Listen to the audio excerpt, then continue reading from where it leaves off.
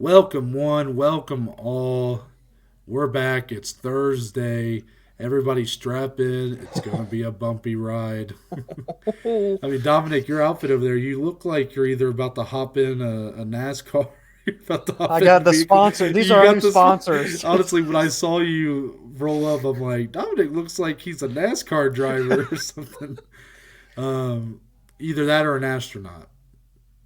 We'll go NASCAR driver Yeah. today. So strap in, everybody. It's about to get bumpy. This is But crazy. there's a lot going on this week. I mean, we already kind of plugged or said to you guys on the last recap how we had not only UFC, Bellator, but also PFL. I mean, it's a trifecta. Yeah. And the But biggest now, PFL card so far, too. yes, completely. But now you got this a bomb of some news dropped on us, some fight announcements potentially. The war room is being uncovered. What's going on? There's leaks left and right. Oh, man. The pipes have burst. Anybody know what's going on with Paulo Costa's Twitter? Brother, I don't know. That man's posted Photoshop pictures of Dana White and Rose Namajunas. He's into more than just the wine. That's all I'm saying. I don't know. I don't know. You know what I do know, though, Dominic, is that we have some things to plug here before we get started with today's episode. True. See, I did a nice little transition, just like our friends over at the Barely Critical Movie Review Podcast do every episode. That's right. We are back on Barely Critical's fantastic platform once again. We were there previously to review the all-time classic, Here Comes the Boom, starring Kevin James. The one and only. This time, no MMA for the movie. You know, Close MMA enough. doesn't have many. Could have went boxing or blood sport. Yeah. Jean-Claude Kickboxer, another Jean-Claude classic. Yeah. Instead, Dominic, he decided he wanted to share an option, and he went with Ready to Rumble. An all-timer. So, a movie that's a professional wrestling movie. I'll just leave it to the review. It's a stacked episode. Let's just say that. So we were on there. That episode is actually coming out this Friday at midnight. It'll be dropping on their channel. There will be a link in the descriptions Yep. Of this and the betting show Friday. to take you to their channel, show them some support. Once the episode drops, obviously we'll have it directly to the video. So go over there, drop a like on the video, subscribe to them, let them know that we sent you. That's right. We'd like to go back over there eventually. I mean, we're friends with them, so I'm sure we'll be back. And we'd like to bring those guys over here to do something in the future. So let us know what you think. Let us know how we gel as a foursome, as the four horsemen that ride into the apocalypse that is shitty movies. And, but make sure to check that out. And now, before we jump right in, Dominic, here's your turn to plug where people can find us on social media. Damn right. So, of course, if you're watching this on YouTube, we're happy you're here. Be sure to drop a like, subscribe to the channel, turn that notification bell on so you never miss an episode. If you're listening on audio platforms, give us a rating over there. Follow us over there. Of course, social media. If you can see me, it's above my head. If you can't see me, I'm going to tell you. You can find the podcast on Twitter, on Instagram, at BAJ_MMA podcast. You can find me on Twitter, on Instagram, at DSlee14. And you can find my beautiful co-host over there. That's right. I got the direction right this time. At NTBaker_. All kinds of content. We're breaking down walls. We're building this Joey community. Let's roll. We start with the leak. The leak. Dun, dun. Wow. Yeah, so Dana White made an appearance on a podcast called The Pivot. This is a podcast starring or hosted by three former NFL players. Ryan Clark from RC and DC fame is one of those three. And also Fred Taylor was a really good running back. And I apologize to the third gentleman. I don't remember his name off the top of my head. But it's actually, based off the catalog I'm seeing, I respect it. I'm like, I'm kind of surprised I hadn't heard of this podcast. But after seeing some of the guests they've had, I'm like, you know what? I might go listen to some stuff. But that's not why they're making headlines here. And it is, it is for literally in the first 30 seconds of the episode with Dana White. This interview was conducted inside of the infamous war room, Yes. the room where the magic happens, as Dana says, the only room that matters in I the see whole why. building. And yeah, we were given a lot more Yes. to get our hands on than we expected. Just basically the camera just kind of flashing on a lot of different fight cards that were on the walls. And Dominic, what are we supposed to make of this information? I mean, we got main events, we got whole main cards being shown on here. We Yeah. have potential locations for future pay-per-views Yeah. being flashed on the screen. Everybody's losing their mind. I mean, is Nate Diaz really fighting Khamzat Chimaev? What's going on, Dom? Brother, I think MMA Twitter exploded when this happened. I mean, Twitter is seemingly shut down because we're part of that community, and that's all I saw on my whole feed. It was crazy. So many, not just like fights, huge fights, big names. I mean, you just said it. Nate Diaz versus Khamzat Chimaev was listed on there for International Fight Week. Israel Adesanya, Jared Cannonier, Paddy Pimblett's return at UFC London. I mean, you had Magomed Ankalaev versus Anthony Smith. Robbie Lawler, Brian Barberena, Pedro Munoz, Sean O'Malley, also on International Fight Week. Don't forget John Jones, Stipe Miocic for July 30th. After we just heard that September is when that fight's gonna happen. What's going on? Is the board not updated, Dana? I don't know. This is crazy. I don't remember, even definitely during the podcast, but even before, as we're into this sport for years now, I've never seen anything like this where leaks. We obviously see fight announcements get announced all the time before the UFC does it officially. But nothing like this, where it's behind the scenes, not supposed to be seen type of stuff, seemingly out there to the public. The pictures have been screenshotted. There's no going back now. It was crazy, man. I've never seen nothing like it. And these fights, I mean, it's pretty crazy. Especially, I mean, the big glaring one, Diaz, Khamzat Chimaev. I thought we were past this bridge, and here we are turning right back. I don't know. I thought we were past this. You know, I had made peace with this fight a while ago. I had said once upon a time, probably 6 months ago, I kind of came at people who were so against that fight. I was like, look, it's a pretty massive fight. Like I'm just saying, like, I kind of get it, you know. And I'm not saying and at the time I was like, I wouldn't be not excited for that fight. But once Hamza beat Gilbert Burns, that just changed everything. I mean, yeah. Now it feels like for Khamzat, this is actually going backwards, in my opinion. Like, it does. Nate, don't get me wrong, is a huge star, and he's got some fights left in him if he shall choose to do that. But it's just he's not in any sort of, he's not a contender by any means. Yeah. And Khamzat clearly is, and we were hearing Dana being all in on this ABC 5-round main event with him and Colby Covington, and now potentially it's the co-main event on a really big card with him and Nate Diaz. It's just kind of a weird one, I think. Now, let's just make something clear here. Just because this stuff was leaked, it was shown on the walls and everything, look, this is their war room. This doesn't mean that these fights are official. It doesn't mean that both have signed on a dotted line. Some fights have been made official. I mean, some even after this were coming out as being official. But I think a lot of this is what they want to do, too. I mean, I don't think John Jones, Stipe Miocic is happening on July 30th, but that's where they want it to happen. And with this fight, I kind of get similar vibes, but again, I don't like that it's even on there. Like, why? Yeah. Why is this fight? Why is this the fight that they want? When you have such glaring other options, you got down the road a Conor McGregor fight with Diaz. You got the Dustin Poirier fight that we've all been talking about. It's strange to me. Yeah. But obviously, I think it's a lot of politics. But honestly, it's so blatant.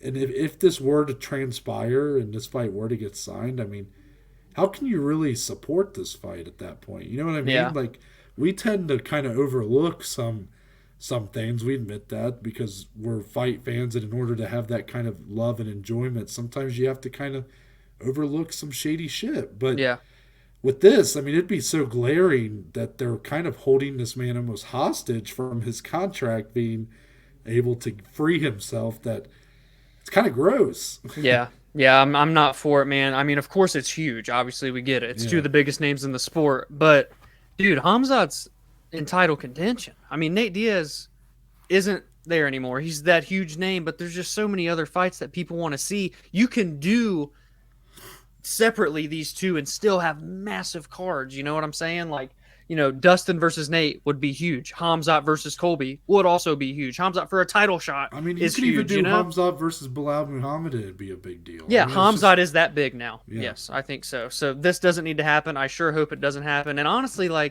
just like when we talked about it however many months ago, is Nate even gonna is he even gonna consider this, man? I mean, let's be real. I can't see him taking this fight. I don't know. I mean, just the way he's been talking to, and I know that some of it may be tongue in cheek, and maybe we shouldn't take it at face value what he puts on Twitter and whatnot, but this seems like a guy that just really wants to be out of this contract he's in with the UFC for whatever reason, whether it's to just go on and be free and be able to do whatever he wants to do. Is it to go box Jake Paul? I really don't think so. I mean, isn't it kind of funny how, we all keep assuming that, but, Jake Paul's literally never called Nate Diaz out. Yeah.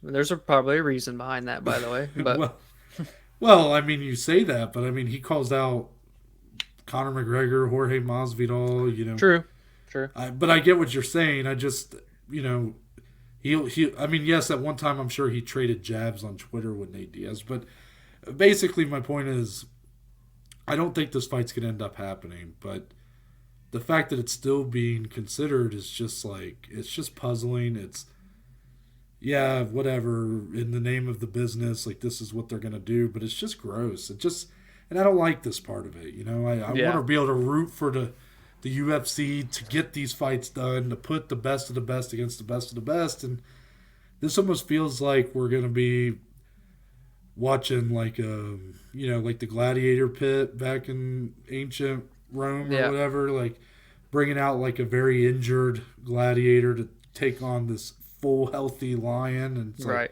What are we doing here? I mean, is this really enjoyable at this point? Yeah, and it's not like on Twitter during when all this leaked, I didn't see people, oh, we're gonna get it, this is the fight. There's not that much interest. Of course everyone's going to watch because of the everybody's names. talking about it because they don't want this. Exactly. So it's come on, what are we doing?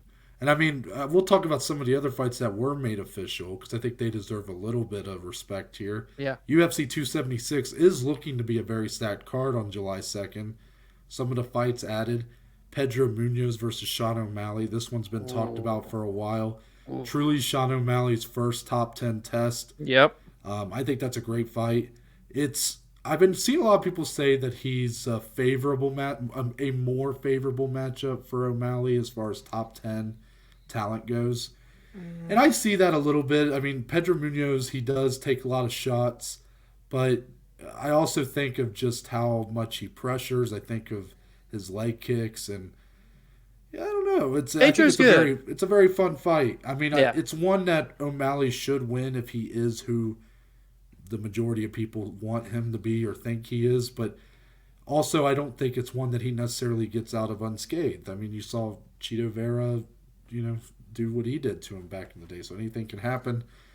Also on this card, headlining the prelims, Dominic. I mean, come on. This is my guy here. This is violent. This is ruthless. Robbie Lawler, he's back going up against Brian Barberena, who we saw live against Matt Brown.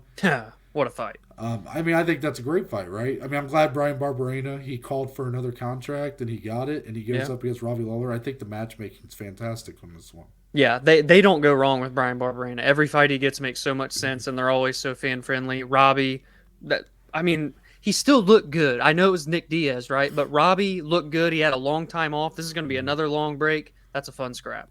Also, it was harder to tell because a lot of people were just saying Takashi Sato's on this card because he's the one that's more clearly on there. But he's fighting Matt Brown is who it looks like. Yeah, so yeah.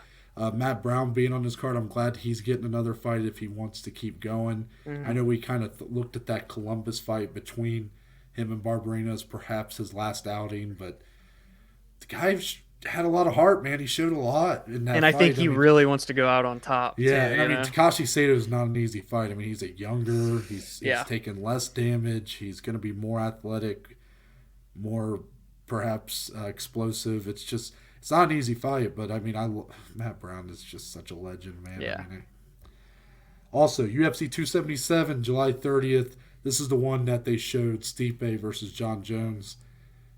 Interesting note that Kamaru Usman versus Leon Edwards not found Of anywhere on course. here. I'm just wondering if perhaps that hand injury, that hand Right. surgery on Kamaru might hold him out till August or September or whatever it might be. But a fight that did get confirmed for this card that was shown, Ankalaev versus Anthony Smith. Yeah. This looks like it's going to be a title eliminator, wouldn't you think? I would say so. It makes plenty of sense. I don't even care that it's 4 versus 5. It surely feels like a number one contender fight. Man, what a story for Anthony Smith if he can get back. Because that was a guy that he made it there to John Jones, right? But then went on that skid. But now he looks so damn good again. He's still so well rounded, still so young with age. Magomed, of course, a surging star, or not surging prospect that's just tearing through the competition. Yeah. I had to backtrack real quick on the wording there. I think that's a fun fight. And yes, it should be for the title eliminator. Yeah. I mean, crazy that Anthony Smith has climbed. He's crawled his way back. I mean, just Dominic, remember, we were about 2 years ago looking at a man that we were calling for to potentially retire coming off his loss to Glover Teixeira. And he had even debated it too, you know? Well, and then you followed that up with the performance against Alexander Rakic, which was one of our very first cards that we really got the deep dive. And, man, to see the turnaround for him in just a year and a half or 2 years, I mean, it's been pretty miraculous. And he's looking fantastic in these wins. So, all power to him. I guess before we move on, there is one fight that wasn't in this league. We actually probably should have talked about this on Monday, but we kind of slipped through the cracks. 5-round headliner, Dallas, Texas. Austin, Texas. Austin, Texas, excuse me. Yeah. Calvin Kattar taking on Josh Emmett. June 18th is the date for this one, and Dominic...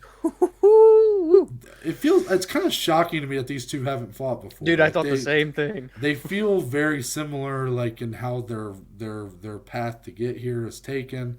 They've had some bumps along the way, but they're deadly. They have highlight reels on highlight reels in their performances, and both coming off very solid wins, especially for Calvin Kattar. The fashion he took out Giga Chikadze was, I mean, what a bounce back from being he was the Chikadze in the first main event of 2021, where Max Holloway really took it to him.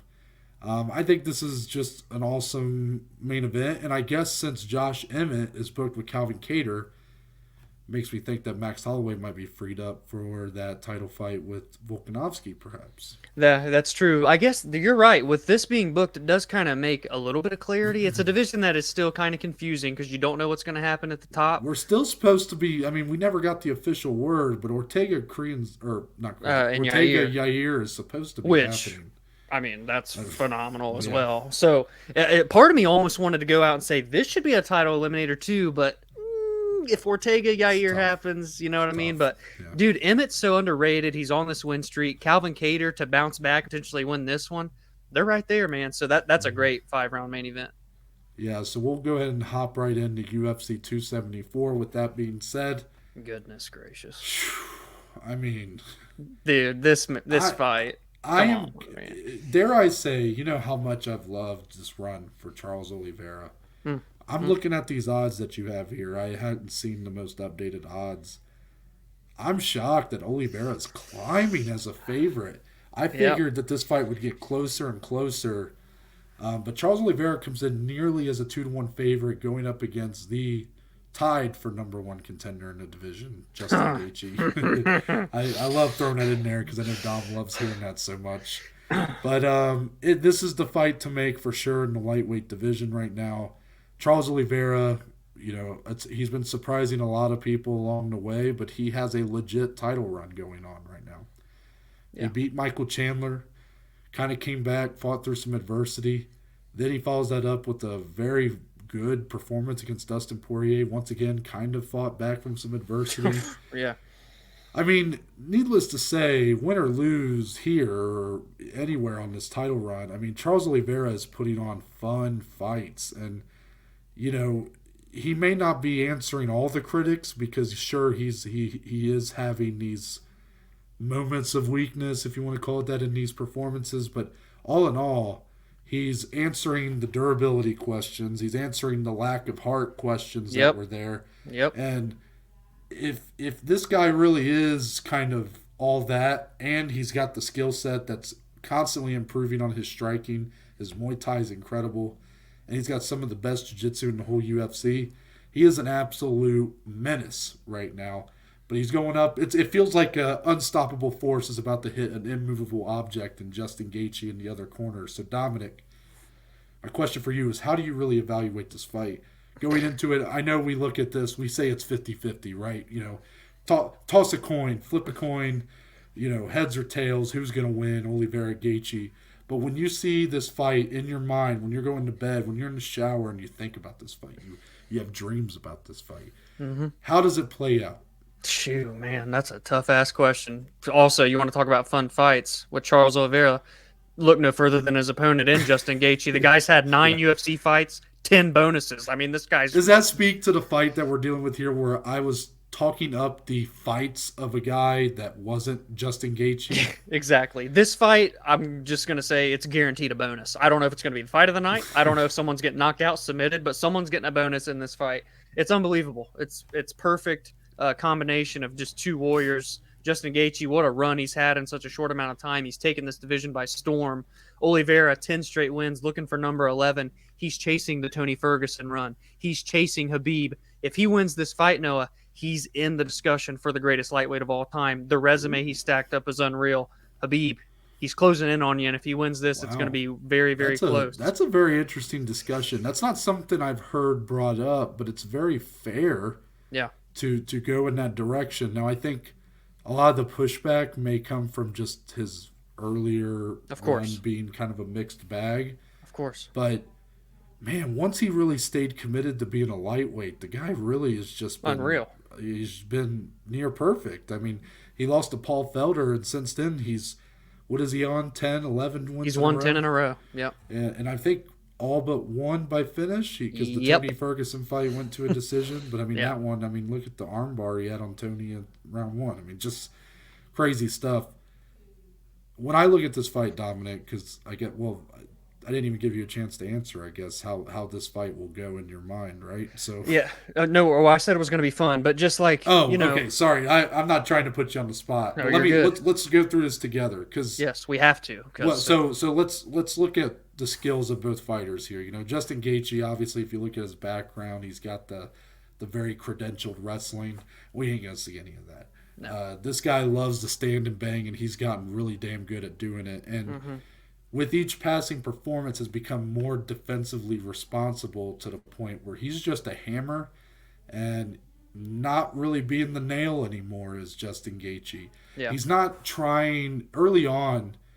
Again, he was incredible early on, just in these really fun fights. But when he was fighting like Eddie Alvarez and Dustin Poirier, it felt like he was trying to force them or drag them into kind of a barroom fight, a barroom brawl, really trying to drag them into a fight that they had no interest in being in. Now, it was a war.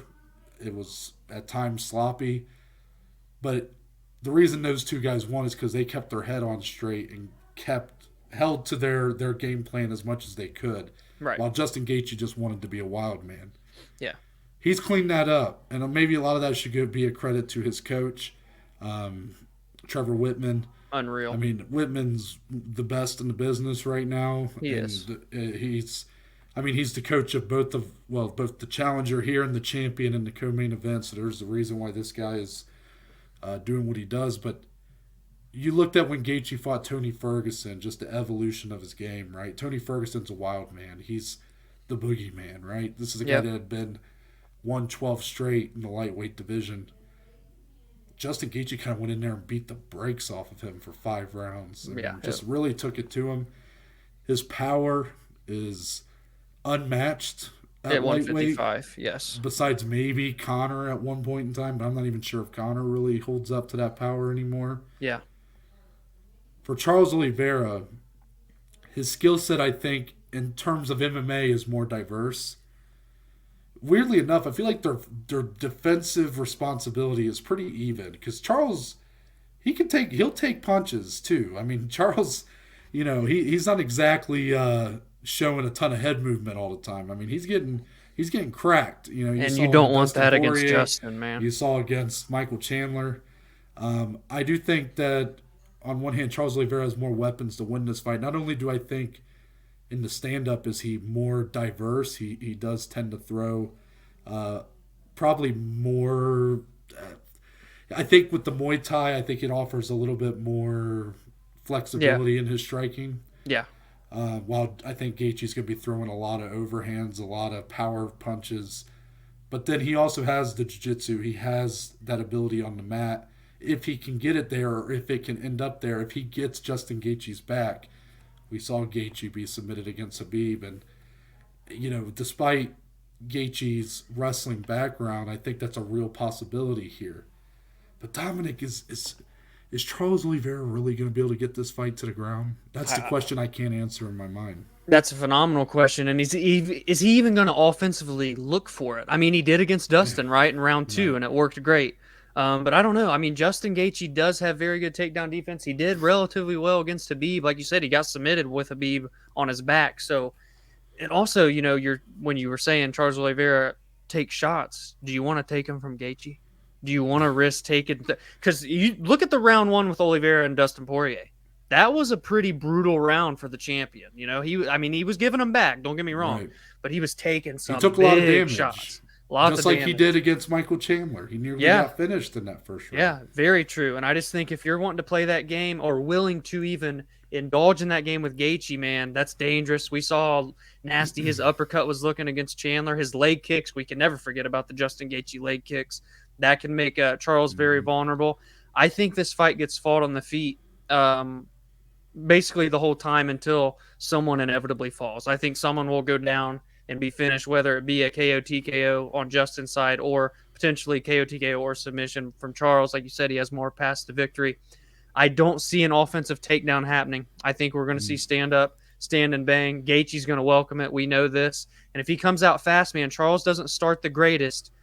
Gaethje has potential there in that opening round. After that, this fight gets very, very interesting. I am a little bit surprised at these odds, but we've talked so much lately about how Oliveira's been overlooked, and he's finally getting that respect. He is. But it's coming against the hardest hitting guy. That's what I was about to say. Like, he's finally getting the respect, but also, like, this might be his toughest challenge in my mind to date. Yeah. I thought he did have that path to victory against Dustin Poirier more clearly and Michael Chandler. Yep. Here against Justin Gaethje, I think the problem for me is I kind of agree with you in that I don't really see the wrestling or the takedowns being much of a factor here. Yeah. So if that's the case, I got to ask myself this. If this fight is fought on the feet for the majority of time, whose punches are going to hurt who more? Clearly, in my mind, it's Gaethje is going to hurt Oliveira more. I mean, can Oliveira really finish Gaethje on the feet? I'm not so sure that he can. I mean, look at the bombs Gaethje ate from Michael Chandler, who actually might be the hardest hitter at 155. Yeah. But Oliveira, while having good power, that's not exactly his MO. But then you look at what he did to Chandler. And Gaethje couldn't finish Chandler. It's like, and it's MMA math, and it's all that stuff. I get it. This is true. It's crazy, man. Like, it's a fantastic main event. Dare I say, could end up being one of the most intriguing main events on paper going into the fight. I mean, I look at the main events we've gotten this year, and Ngannou versus Gane, of course, was going in just. I mean, that fight had so many storylines going in. Yes. It's hard to top that fight, really, when you think about going in. I think this fight tops Adesanya Whitaker 2 for me. It tops Masvidal Covington for me. Tops, obviously, Volkanovski Korean Zombie. I mean, I think this fight really, really, really is one of the biggest fights for hardcore fans that we're going to get this year. So hopefully everybody really appreciates what we're getting. I get it. Now's the time to be kind of criticizing UFC, Dana White. There's a lot of that going on right now, and I get it. But I got to give credit where it's due. This is a fantastic main event. I mean, it's worth the price of admission alone. Yeah, this fight alone is worth the $70, let alone the rest of the card. It's crazy. And man, there's going to be a big discussion on Monday. If Charles is able to pull this off, I mean, that what you brought up about perhaps being one of the, if not the best lightweight of all time. Oh, it's completely in discussion. I can't wait to talk about that because I really haven't even thought about it. I mean, when we put our top 30 together, remember when we did that? Because Ariel Yeah, put like a top 30. I'm not even sure if I had Oliveira on my I top 30 at the I time. didn't either. Yeah, and now So look. that's how much things can change and how quickly they can. So, yeah, look forward to that on Monday, I guess. But we'll see what happens. This fight, whew, I can't wait. Chef's kiss. Co-main event is a matchup that is familiar. A little bit, It's a huh? matchup that happened in 2014, but they run it back. This time, the champion is Rose Namajunas, Oh, sorry, I put that in the wrong spot. Keep talking though.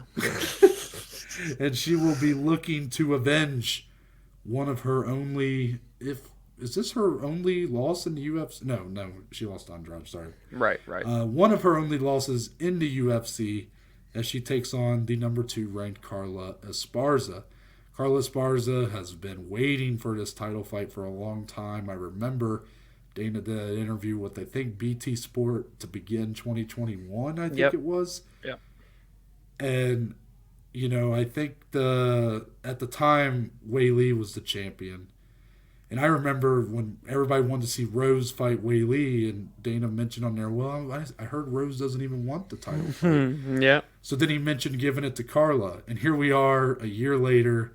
Carla's finally getting her shot. She got passed over for the rematch with Rose and Wei Lee the second time. Good fight. Probably should have been Carla in that spot. I mean, Carla really put her stamp as far as who she is as a contender when she took out Yan Xiaonan, finished her. Yeah. That was, to me, where she kind of secured her spot as the number 1 contender until someone beat her. So here she is. She has a dominant win over Rose Namajunas. That was the inaugural women's strawweight title fight.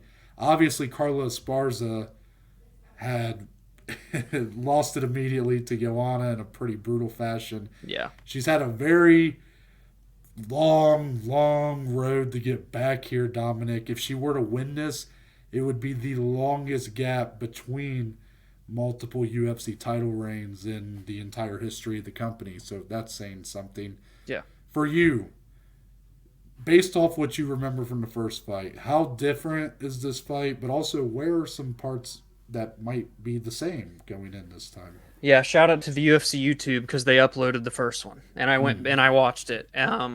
Fun fight actually for the first. I don't remember it being so exciting, and then Rose obviously with hair. Rose with hair, of course, and it's just so crazy to me the leaps and bounds that we've seen Rose grow. She was 22 years old at that point, man, and she's 29 now, turning 30, I think, next month. And what she's done in those 7.5, going on 8 years in December is quite astonishing. So the growth, I lean toward Rose humongously. You look at the potential she already had. I never realized this, but they were comparing Rose to like the next Ronda Rousey at this time. It was crazy. The hype that was behind her, and obviously she went in recklessly. Carla took advantage, finished her within the first minute of round 3 with a submission. And Rose said that was the only time she had ever just given up. She gave up. Carla drained her, and she tapped. So, there, Rose has improved leaps and bounds. Carla, much of the same style, she's just polished it up, right? You know what Carla's going to do every fight. And if she gets you to the ground, you're in trouble. Not many people can get up. But if you can keep it on the feet, that's where the fight gets interesting.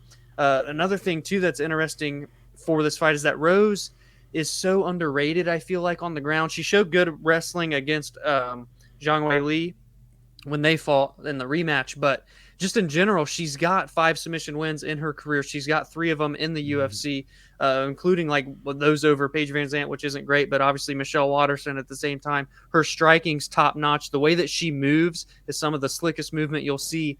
I don't know, man. She's going to have a longer reach, a longer height. It's going to be hard for Carla to close the distance, I believe, on this newer version of Rose Namajunas. This could be a revenge tour, I think, for the champion. Well, let me ask you, let me play devil's advocate and just throw out a little stat for you.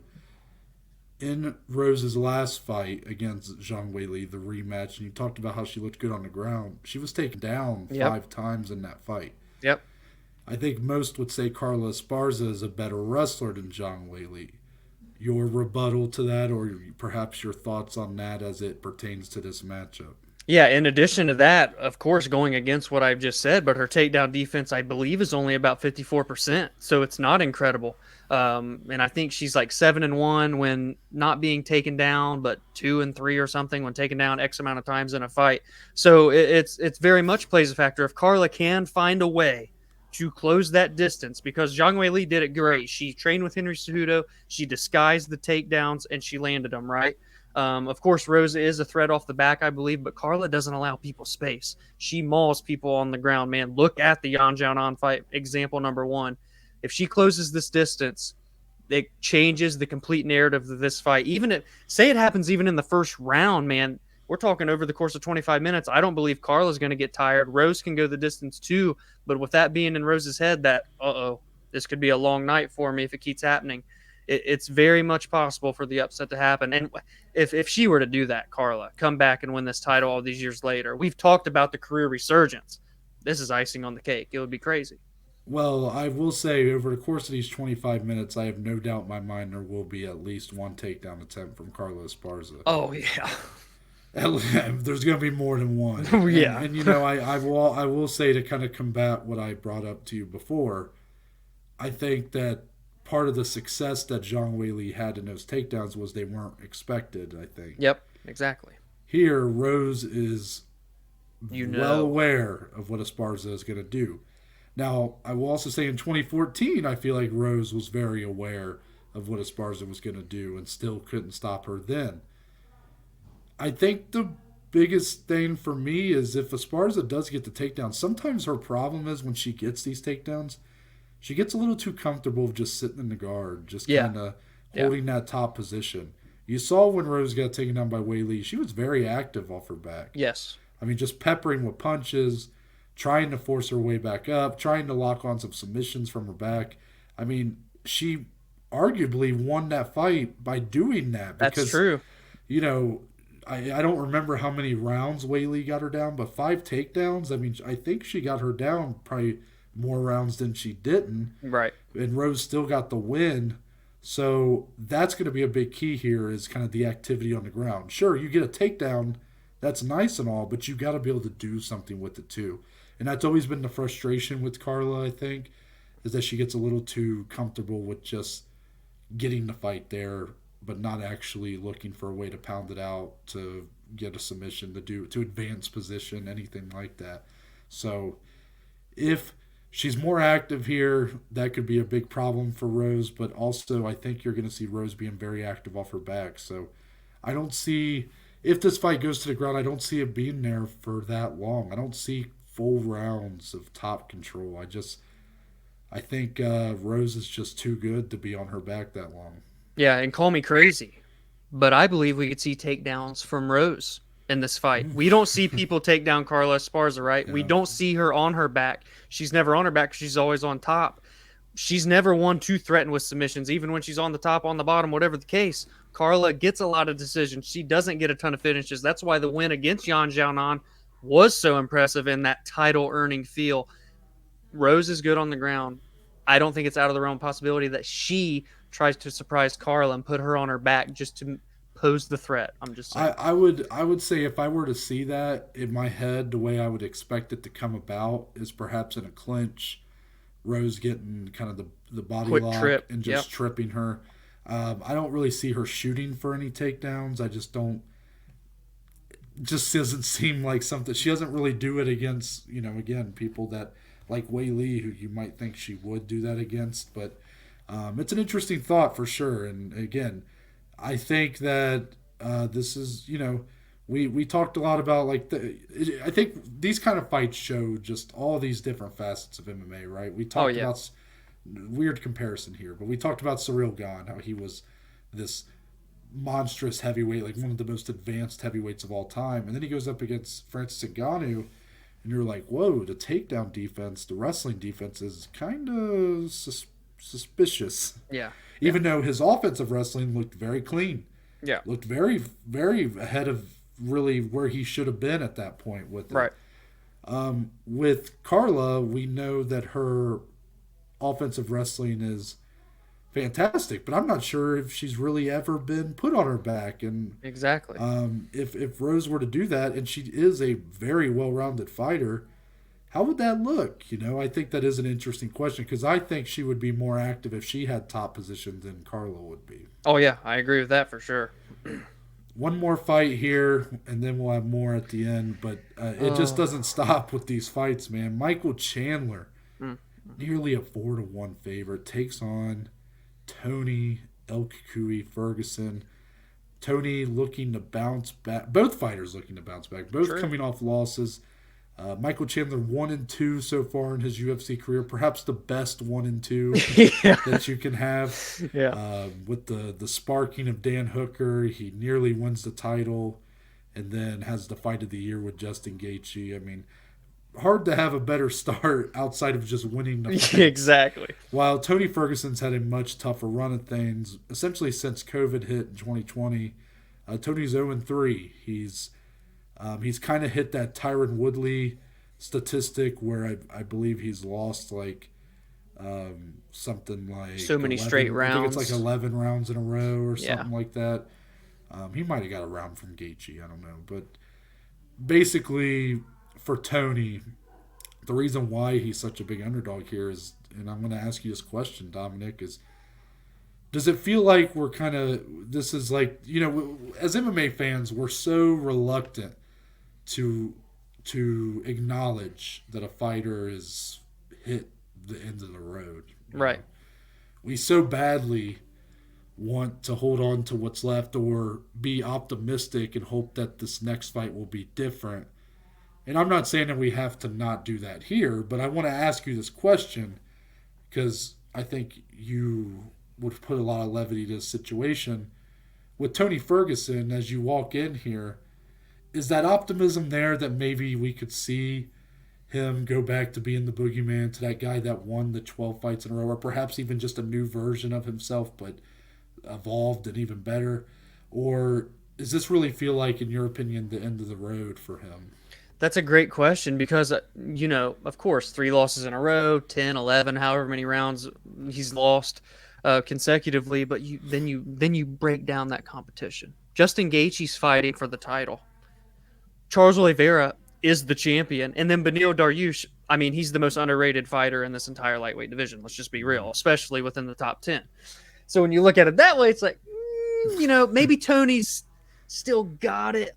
I'll put it this way.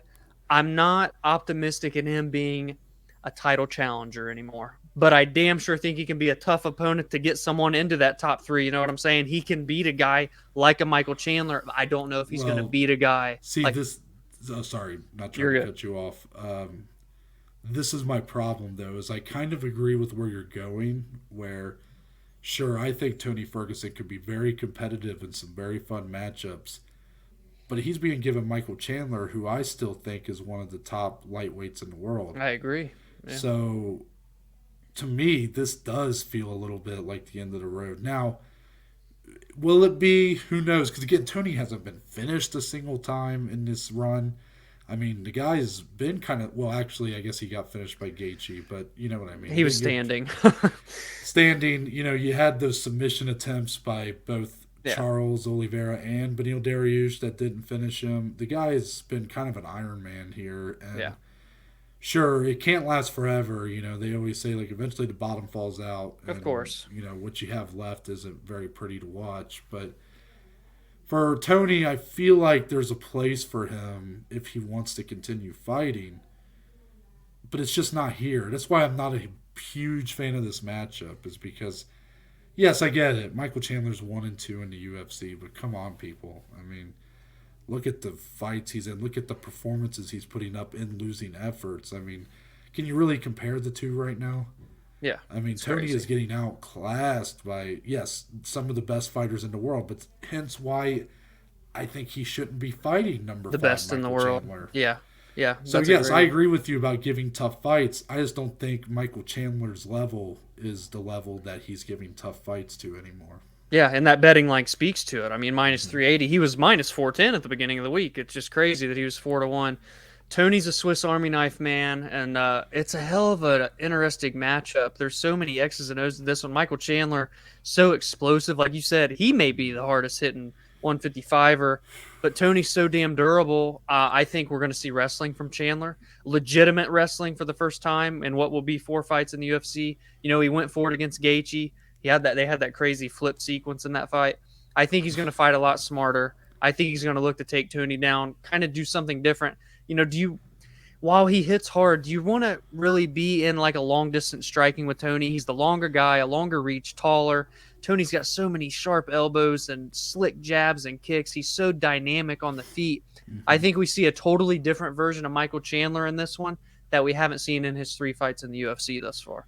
That's an interesting observation. I think Michael Chandler's even said as much, as that he felt like previously he was kind of just looking to put on these fun fights, and now he wants to be more committed to winning, to actually winning the fight and not being so worried about how he looks in the fight. You know what I mean? Yeah.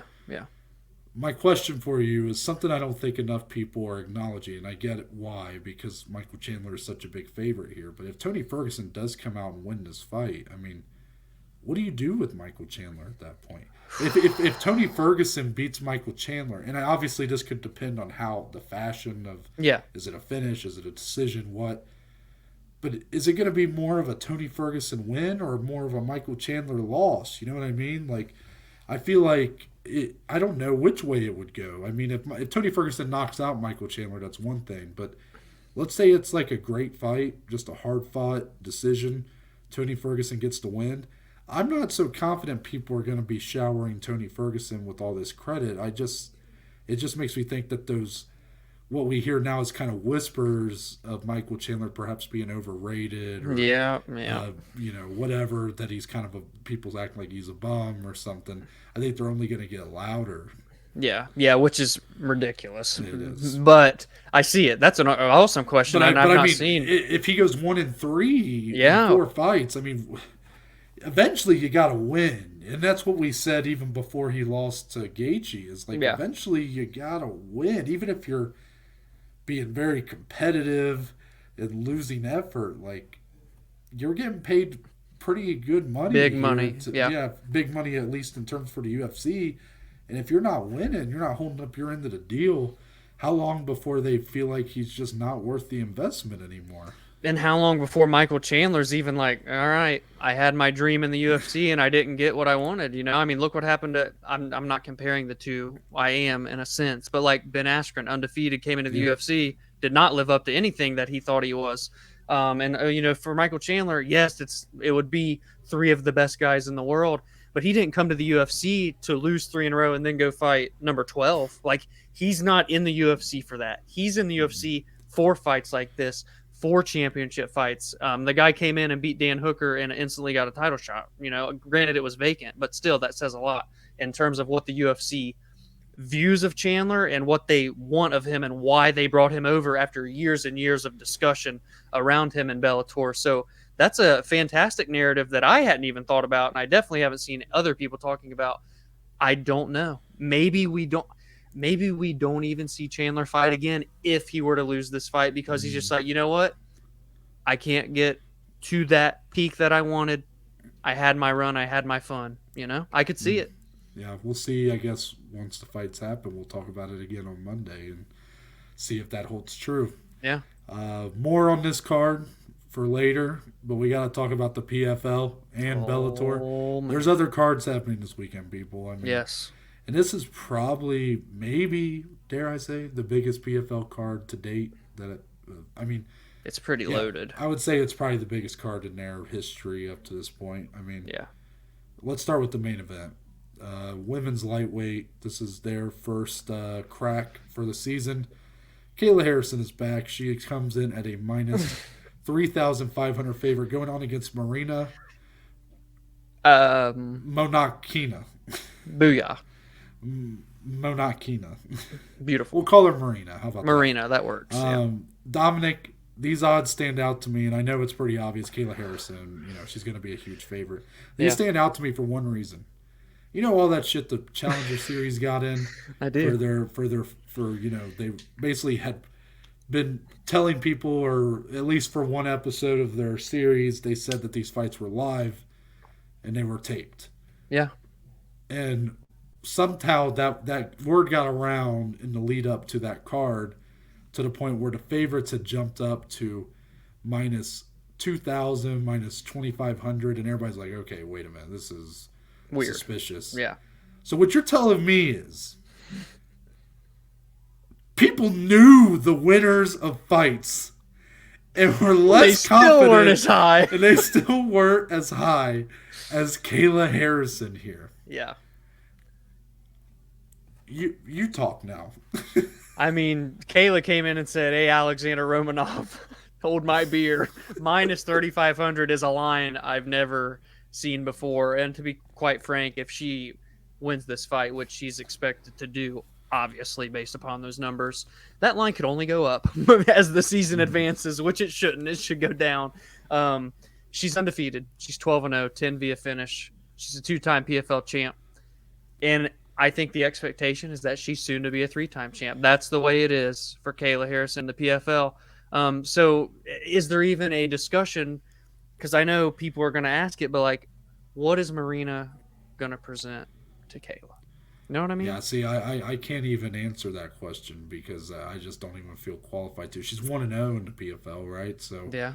Sambo world champion, for what it's worth. And again, this is no discredit to her. It's just how dominant Kayla Harrison is. Yeah. And this is exactly what I ran into with Amanda Nunes.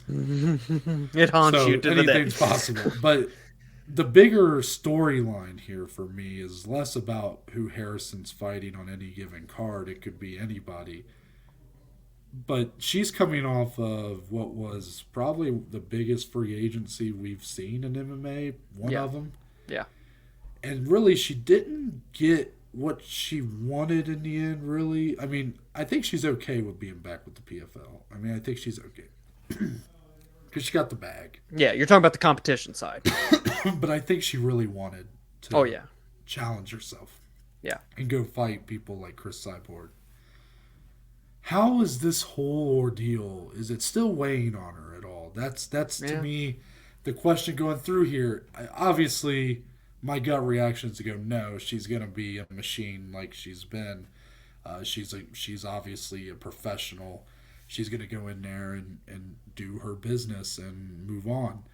And basically could use this as motivation to put on even bigger performances this season to show, look, I'm worth which even is scary. more.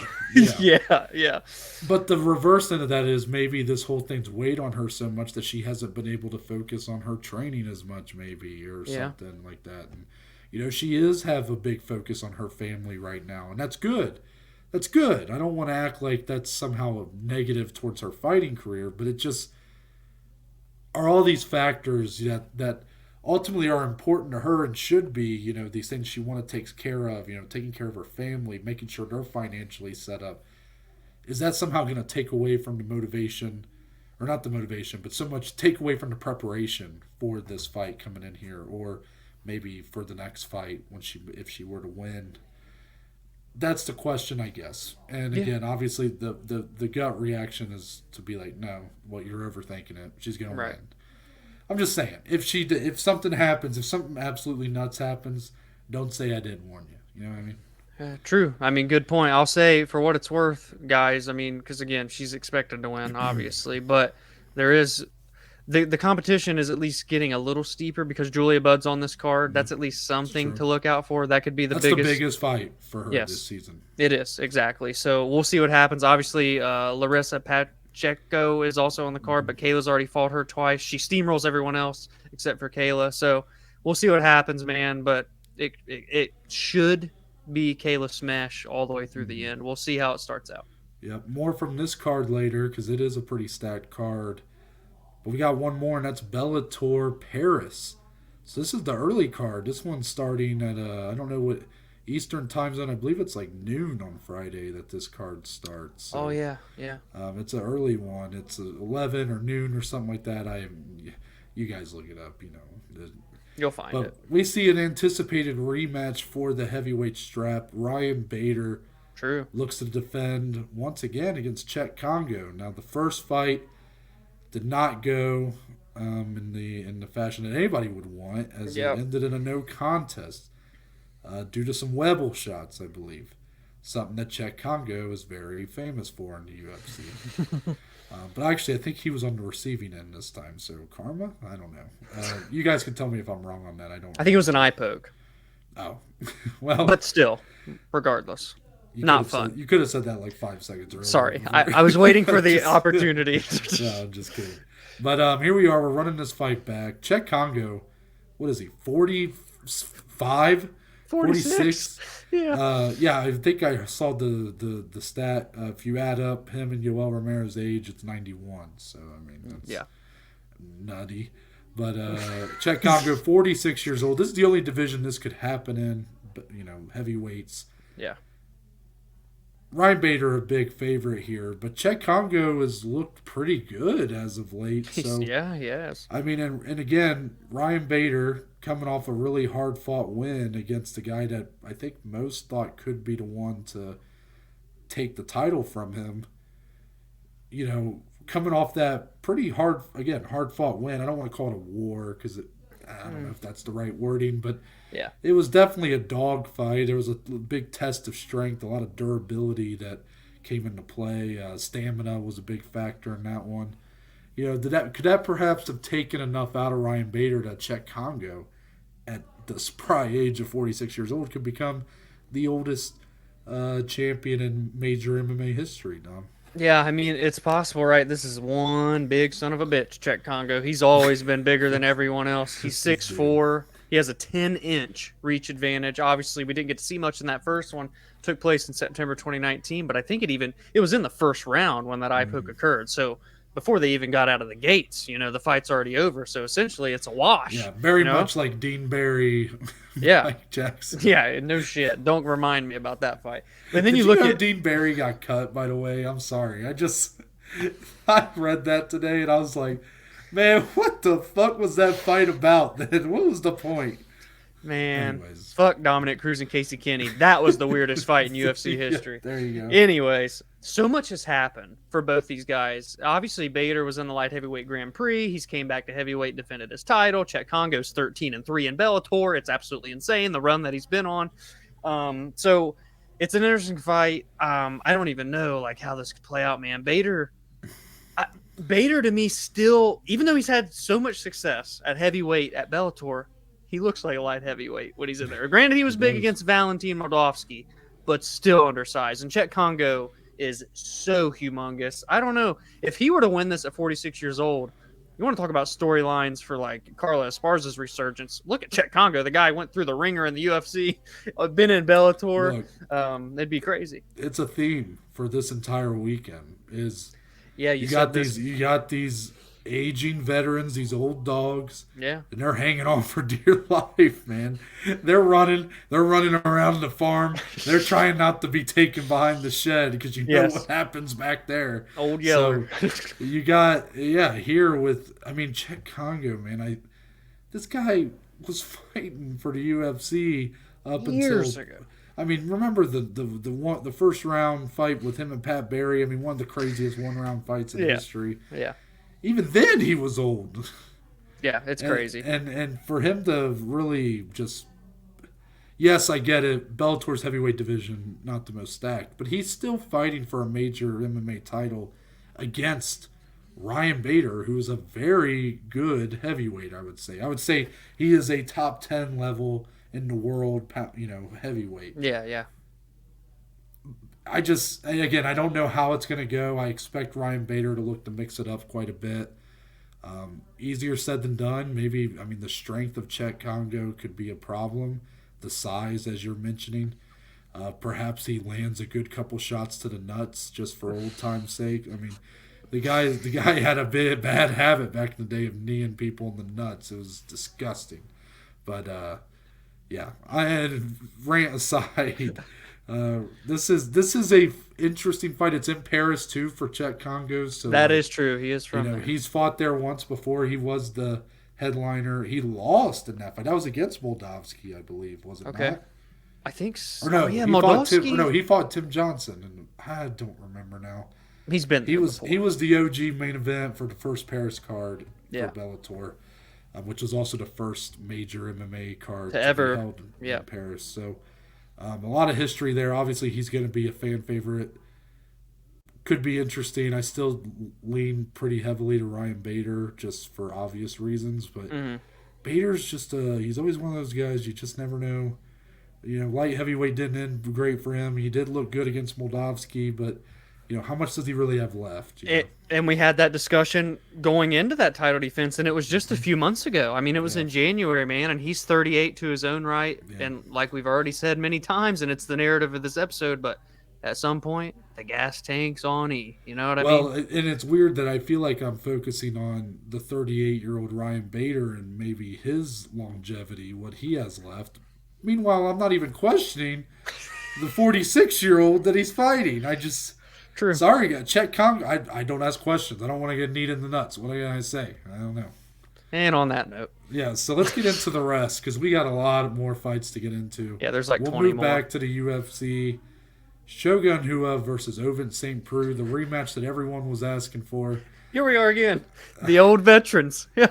Yeah, I mean, this is a fight where I feel like I know what we're going to get. I think it's going to be kind of sloppy. I think there's going to be a lot of heart shown on both sides. Mm-hmm. But I have no idea who's going to win this fight because Ovince St. Preux is a guy that I've wanted to buy into and believe in. I mean, remember the early days of the podcast? He knocked out Alonzo Minifield, and I said, man, get on the train. Get on the train. The title shot for Ovince St. Preux. Yep. And then he went to heavyweight. Look, I enjoyed the fight with Big Ben. And only you know, I promise. And I was the only person who enjoyed that fight.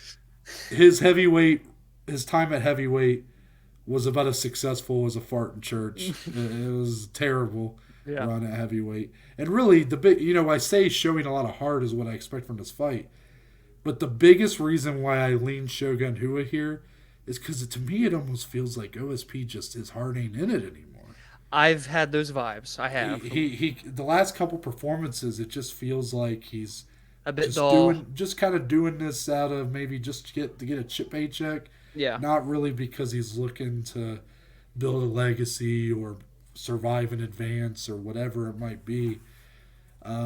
Shogun Rua, I have no doubt, is looking to go out on a win. He's one of the best to ever do it if you go, MMA as a whole. His UFC run's been very weird. I mean, former light heavyweight champion, but his record in the UFC is like 12-11 or something like that. I mean, he's had a weird run, but all in all, an absolute legend. But he hasn't fought since the end of 2019 or what? November 2020. Paul Craig. Yeah, also that rematch with Paul Craig where he tapped the strikes. I mean, he didn't look very good there. Yeah. So it's just you don't know, right? I don't know what kind of Shogun we're getting here. I don't know what kind of OSP we're getting. I think it's going to be sloppy for as long as it lasts. I lean Shogun, though, simply on the heart. Yeah, that's an interesting take, man. And I don't doubt that. Like, that's the type of fight I expect from Shogun. But with OSP's power, regardless of what we've seen the last two fights, I don't know. It's going to be a weird one. Like, I could see him catching Rua coming in. I could see Rua taking down OSP and holding him there. I mean, I don't know what's going to happen. I feel like OSP's got the advantage in terms of explosiveness, in terms of his athleticism at this point, his strength, his power. He's huge. His speed. Yeah. But again, the last couple of performances, he just doesn't seem to even throw. He doesn't even seem to use it. And Shogun, I have no doubt, will at least go out swinging. True.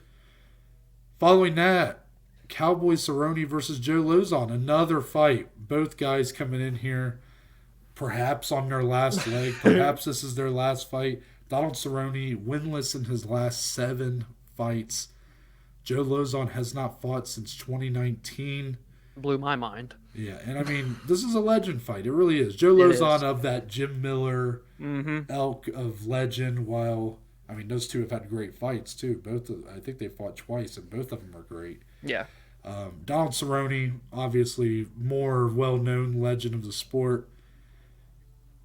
I guess when you go in here, Dominic, I mean, what do you expect from this one? Because again, You have two guys on pretty long layoffs, one much longer than the other, but Donald Cerrone, it's not been great the last couple years, but he's also been going up against mostly elite competition until he took a step back and fought. Alex Morano. Oh, I forgot about that one. I was thinking of the fight before that, the draw. Oh, with Nico? Nico, yeah, Yeah, okay. yeah. Yeah, I forgot about the Alex Morano fight. He TKO'd him in the first round. Yeah, so I forgot about that one. I'm glad you reminded me. So Hmm. Nico, Alex Morano, and now to me, I feel like we're taking another step back with Joe Lozon, who, truthfully, Joe Lozon doesn't seem to be like he kind of seems to be pretty content with his career and just kind of removed himself from the whole thing, but got the call to fight Cowboy Cerrone and couldn't pass it up. That's the way I'm looking at this thing. Yeah. So to me, like you look at Cowboy Cerrone on fight week, you look at him in the interviews, he's crying, man. I mean, this guy's like, Yes. he's saying that his son's going to get to watch him in front of a crowd and really be able to know what's going on. Who his dad is. Yeah, and he got really emotional talking about that. Is that a good sign or a bad sign for Cowboy Cerrone? Well, we saw when his son was first born, Cowboy was the most dangerous man in the UFC. Dad Cerrone was undefeated for a while, man. So this is a great fight. Matchmaking wise, like I love it for both guys. They don't need to be fighting top 15 or prospects coming in, killers at 155. This is a great stylistic fight. It's interesting you brought that up about like Joe, because again, I said this off recording. I felt like Joe Lozon fought like semi recently. I just like vividly remember his post fight press conference, or maybe I watched an interview that he did, but he hasn't fought since October of 2019. So you're right. I think he's just like, you know what? This is the perfect fight. Let me come back and fight Cowboy. Two guys that have never fought, by the way. Don't know how they've managed to escape one another with the amount of fights they have. Donald Cerrone has that motivation. It's clear. By the way, if he wins, he will then break the record and be the all-time leader in wins. Him, Jim Miller, and Andrei Arlovski are just going to keep fighting to the death until someone inevitably pulls away.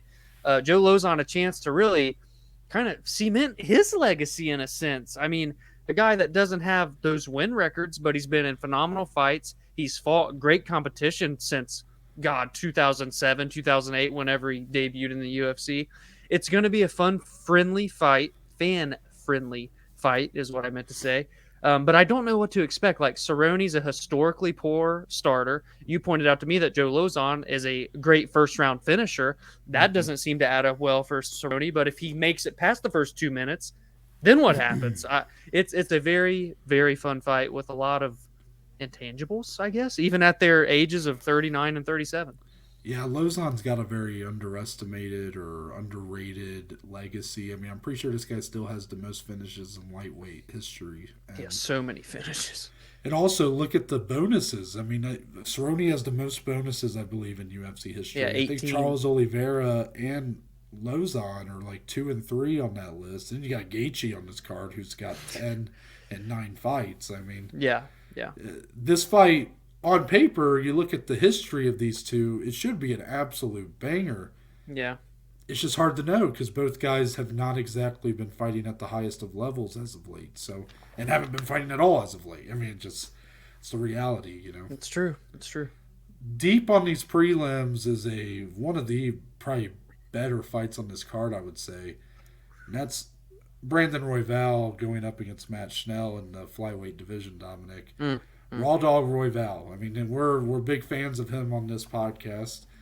But Matt Schnell, a very, very interesting stylistic matchup for Royval. Royval, kind of a wild man, very elusive, very he is very slick with his submissions, but also has some pretty good hands at times too.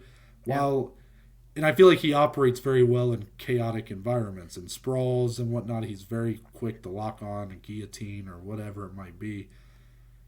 I think Matt Schnell operates much better under the reverse. I think he is a much more composed, much more technical, very standard. I mean, I don't know how else to put it. It's he does not exactly get into wild brawls, but he's very calculated in how he operates as a fighter. And these two clashing, I mean, one of these styles is going to overtake. Yeah. Either Royval's going to drag Schnell into this war of just nutrition and absolute just chaotic, Yeah. frenzied environment, or you're going to see a very composed and just pretty basic 3-round encounter that I would assume Schnell would be getting the better of if that were to happen, neutralizing Royval, that is. Which side do you see perhaps being more likely to happen here? Yeah, that's a good question. I think it's always fascinating when we talk about Matt Schnell. Poor guy hasn't been able to get a fight for his life, by the way, the last year. But this is a guy that has 8 submission wins. So he's underrated on the ground. But then when I look back at the fight, you remember the fight with Tyson Nam? Where those two just stood in the phone booth and just boxed back and forth for 15 straight minutes. I don't remember that one that much. It was in the early. It was during the Max Schnell episode, I believe, of the podcast back in the day. But yeah, it's just a tough one. It's interesting because someone is going to be forced to become uncomfortable. It's kind of essentially how I break down your statement. And if anyone's going to have the better chances of that happening, I would lean Royval making Schnell uncomfortable. Just his pacing, his pressure, he doesn't get tired. If it's on the ground, he's so slick and the transitions are insane. I think this is going to be a pretty fun fight. If Matt Schnell can just make Brandon fight just a tad bit slower, we could see him pick some shots and put Brandon in trouble, because Brandon can get in trouble and he does get hit when it's on the feet. And if it's on the ground, like, I'm not counting Schnell out. Raw Dog's just so elusive. Well, Schnell is, correct me if I'm wrong, he's a pretty good wrestler, and yeah, but the problem is on the feet, he can get pretty chinny, if I remember right. He's been knocked out a few times in his career. Yeah. Which, again, in the chaotic environment that Brandon Royval likes to operate under, it's very easy to get caught. Yeah, true. You saw Kaikar France run into a lot of trouble when he fought Royval. But you're right, Royval is very known for his submissions and how good he is at locking those on. I think the key is for Schnell to slow down Royval, to what you're saying. Yes, It's going to be to kind of hold on to him, don't let him go, get that top control. Use your ground and pound, but don't let him do what he does best. Yeah, you can't. That's it for the UFC. We do got some more for the PFL as well as Bellator, but we'll start with the PFL. Ray Cooper III, coming off his win from last season, going up against Carlos Leal. Now, fun fact about Leal, he is a gentleman from the aforementioned Challenger Series. However, he did not get the contract in the episode that he was on. He was later signed, and now here he is fighting the champion. Now, Carlos Leal, a very well-known fighter from LFA, I believe. Yeah. So this is a more competitive fight than I think people are going to give it credit for. But very tough to make your debut here for the PFL, and you're going up against Ray Cooper III. Yeah, I mean, Kayla Harrison, not the only 2-time champion on this card. Ray Cooper III, 2019, 2021. This dude's run has been quite incredible. He's on a 7-fight unbeaten streak. He's been starching people. He was a huge underdog in the finals last year against Magomed Karimov, who's also on this card on the prelims, and he knocked him out in the 3rd round out cold. It was a nasty shot. Ray Cooper, so much experience, but only 29 years old. This dude is like a legit, like one of the best welterweights out there, I believe. He's just so good. He's coming into his all right now. It's a tough fight for Carlos to take, but obviously if he can come out and pull off the upset, it'd be massive to start this regular season. But Ray Cooper, man, looking to make it 3 straight championships, that'd be quite impressive too. And finally, 2 more very familiar names to the UFC fans, and that's Anthony Pettis and Rory McDonald. Back here for, again, this big card on ESPN2. Anthony Pettis will be taking on Miles Price. Rory McDonald taking on Brett Cooper. Both looking to bounce back from, I would say, disappointing outings last season. I mean, Anthony probably more so than Rory. Yeah. Rory had kind of the screw job against T-Bell. Oh, shit. That's true. Yeah. But all in all, just a disappointing season for both. They're back here. Dominic going up against relatively unknowns in Price and Cooper. Yeah. Which one of these two do you kind of have more faith in to get the bounce back in this season? Dude, this might be crazy, but Miles Price, he's only 11-7. It's his PFL debut. But I worry about Anthony Pettis. I do. He came in last year and was at the 155-pound tournament, went 0-2. Immediately swapped right out of the regular season. Didn't even make the playoffs. Mm-hmm. And, Miles Price, while making the debut, now Anthony's moving up to 170. He's experimenting where should I be right now? He was kind of doing the same thing in the UFC. I don't know. I feel like we may have seen the best days of Anthony Pettis. And now that's probably true for Rory as well. I still believe that at only 32, he still has a little bit more gas to make a run. He's a true welterweight. I worry about Anthony Pettis. Miles Price, be on the lookout. I think he can be an upset. I would go him tell over me if Brett I'm Cooper. wrong. It feels like the reason why. Okay, when you look at Rory and Anthony Pettis, and you can say maybe both of the best days are behind him. With Anthony, it feels more from the toll of the damage, the physically he's just becoming more limited than he was in his prime. Yeah. With Rory, yes, I know he's been the fight with Robbie. I mean, he's been in some absolute wars. I think it might be more mental. Yeah. Because remember, he had a very what would you call it? A crisis of faith. Mm-hmm. He became much more religious and had a hard time dealing with the violence of what he was basically employed to do. Right. He had that weird thing for. He seems to have kind of gotten past that, but is it too little, too late to kind of salvage what's left of his career at this point? And I mean, I still look at him though as a clear favorite this season. I really do.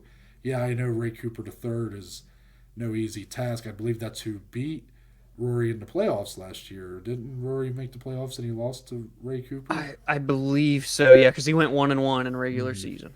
Yeah, and with Anthony, you're right. It's just he did do this in the UFC. I mean, he fought Max Holloway for the featherweight title at 145. Yeah, and then that's he's fighting true. at 170, and it just feels like he never truly got comfortable. He kept wanting to find reasons for why his performances were lacking, why he wasn't getting wins, and it was moving around in weight.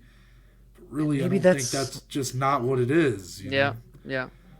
But I guess we'll see. I look for both to get wins here. If either one of these guys lose, That's tough. it's tough. Especially Anthony if he goes 0-3 to start his PFL career. That'd be curtains, as they say. Yeah, very much. Last one here for Bellator, Paris. Co-main event. It was supposed to be Yoel Romero taking on Melvin Manhoef. Melvin's out. In steps Alex Polizzi, ranked light heavyweight. Polizzi is ranked, as I said, ranked in the top 10. Yoel Romero, 45 years old, coming off of a very disappointing showing in his debut against Phil Davis. Yes. So, Dominic, is Yoel Romero, is there anything left of the Soldier of God, or is age just finally caught up with someone who we thought it may never catch up with? I mean, man, just, he's lost 4 in a row. His last win was February 2018. Granted, he hasn't fought a lot, so he's only had 5 fights since then. But and it's been against the best competition in the world. But outside of that Paulo Costa fight, what have we seen from Yoel Romero? What have we seen? Because it hasn't been much, and I just worry that at 45, you're inevitably going to stop getting better, and I think that's true. While he still looks like a soldier of God, a statue made of marble, I just don't know if the skills match up with these younger guys. Alex Polizzi is a legitimate, like you said, he's a ranked light heavyweight, man. He's 10-1, 4-1 in Bellator. He's won 3 straight. Like he's listed as an underdog. Dare I say he should be the favorite coming into this fight? Even though he's taking this fight on short notice. Yes. And everything. Yeah, I don't know what's left to see from Yoel Romero. I know is he even still explosive? Like, I know he's a freak athlete. He hasn't shown anything, man, and that worries me against a young guy that's only 30 years old with a lot of a higher ceiling at this point, to be quite frank. I think there's big upset potential for Polizzi. Yeah, so I needed to look up Alex Polizzi. I believe he had that absurd fight, if I remember right, this is the fight that I'm thinking of, with Jose Augusto. Yeah, this was on the Borix Burnell card. Yes. He was on the winning side of that absolute war of a fight. I mean, that means I believe he's the one that took the crazy knee to the face, or I don't know. Yeah. That fight was absolutely insane. I wish I could recall more from it. But, I mean, you look at that guy in that fight, that's a guy who's ready for anything. Yeah. Yoel Romero, you're right. The biggest issue is just, it's not that he looks slower or that he looks less powerful. He just doesn't look like anything. He's not showing us anything. Yes. this goes back to literally the way he left the UFC was losing a title fight to Adesanya where he did nothing. Yes. The last we've really seen of him looking like himself was against Paulo Costa, and that was a loss. Exactly. But at least it was a fight that you could hang your hat on and say was a great performance. Since then, I mean, again, tough matchups.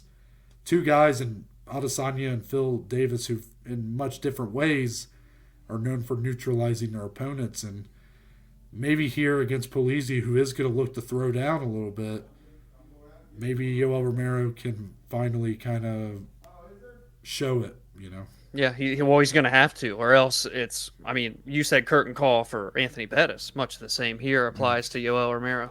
Yeah, very true.